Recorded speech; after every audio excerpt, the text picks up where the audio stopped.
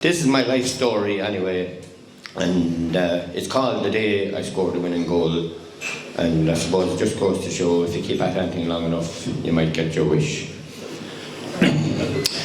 When I was just a young lad, maybe 3 or 4, I longed to wear the blue and sash and go hurling with Clonmore.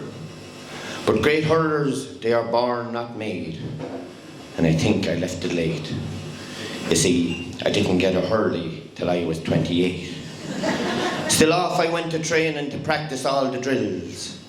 I was handy at the running, but useless at the skills. A game of backs and forwards would very soon begin, but I was sent behind the goal to put the balls back in. I still encountered problems, for when I threw up the schlitter, no matter how I swung the hurl, I simply couldn't hit her. I didn't make the team that year, and I was very low. Back then, there was no live line, so I couldn't talk to Joe. Still, I turned up for the final and I tugged out with the rest. The players all got jerseys. I just wore me vest. Well, our boys played with the wind in the first half, but the boys from the Glen, well, they played with the ball. So while we were playing with the wind and they were playing with the ball, the Glen boys scored 2-7 and our boys scored very little. The second half was better. We made a great comeback. With just 5 minutes left to play, we had them on the rack.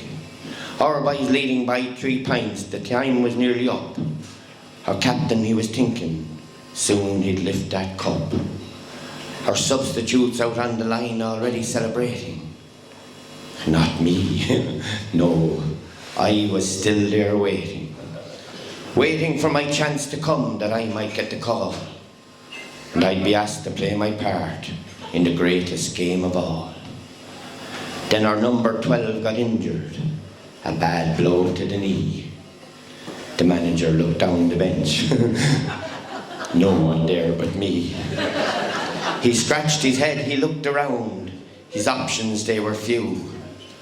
The selector said, "We'll bring on Joyce. So what harm can he do?" God help that poor selector, if only then he knew. Well, I jumped sprightly from the bench and I was feeling tough. I threw me helmet on the ground. Me head was hard enough. I slipped the referee me note, up forward I did go, and gave the corner back a dig, 'twas just to say hello. Now, we had a good full forward, we called him Stony Burke. He said, "You just pass the ball to me and I'll do all the work." He said, "Stick with your man and keep him at bay.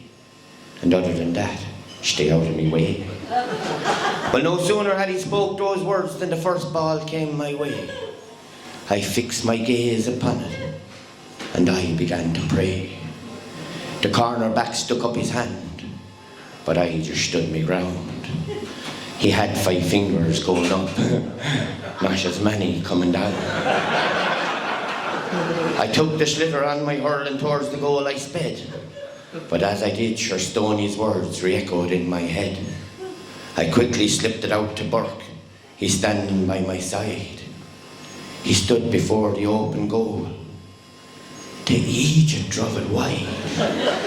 Well, I resolved both there and then and swore that come what may, I'd take the next one on myself if one should come my way.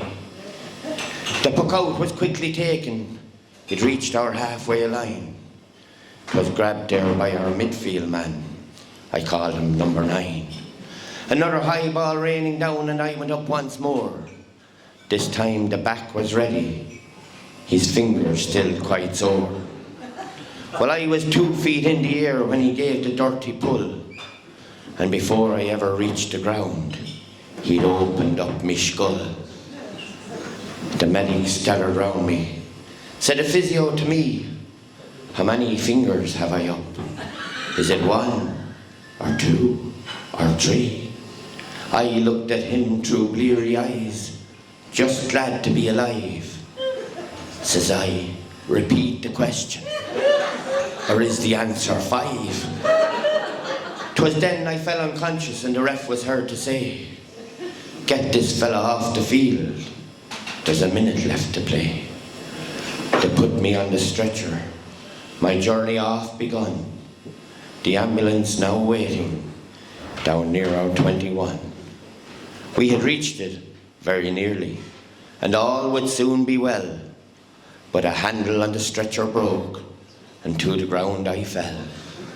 Another bad blow to the head. My eyes soon opened wide, and boy was I surprised to see the schlitter by my side. I took the schlitter on me hurl, I headed for the goal. I could hear the fans all roaring.